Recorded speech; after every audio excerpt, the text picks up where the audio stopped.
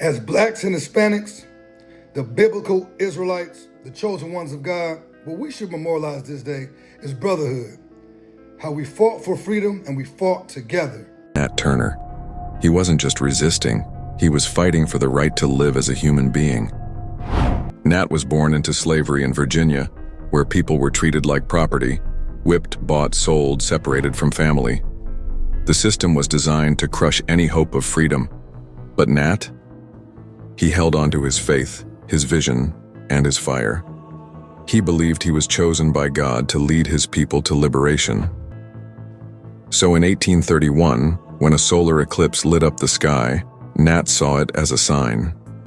He gathered a small group of fellow enslaved men and launched one of the most daring uprisings in U.S. history.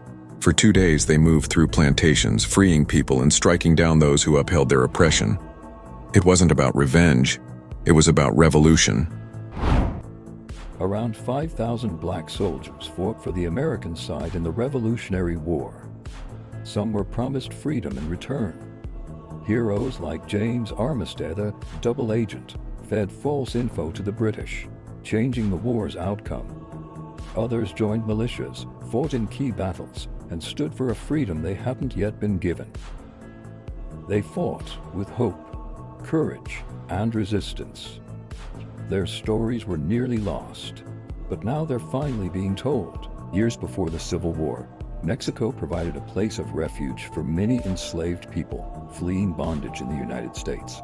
Though Mexico had abolished slavery decades earlier, American slave owners would hire bounty hunters to try to recapture escaped slaves who crossed the border. However, Mexico refused to comply with these efforts and fought hard to defend the freedom and safety of the refugees.